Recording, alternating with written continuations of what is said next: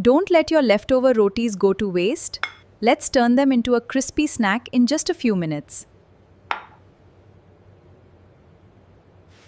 Cut the rotis into small pieces. Add your favorite spices and mix until every piece is well coated. Roast everything on a low flame until the roti pieces turn perfectly crisp and golden. Now add some fresh veggies and toss everything together for an irresistible street-style flavor. Finish it with fresh coriander, a squeeze of lemon, and a little save for the perfect crunch.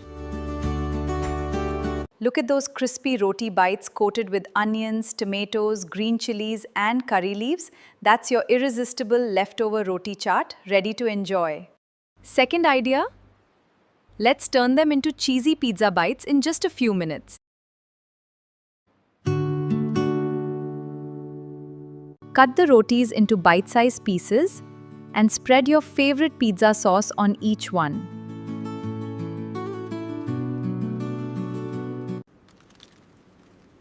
Now load them with fresh veggies, plenty of mozzarella, chili flakes, and mixed herbs. Cover and cook on low heat for 5 to 7 minutes until the cheese is perfectly melted.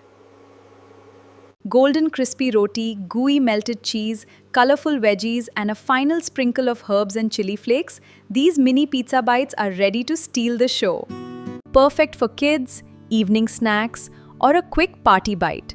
Save this recipe and give your leftover rotis a delicious makeover. Leftover rotis and a sweet craving? Let's make crispy cinnamon roti churros.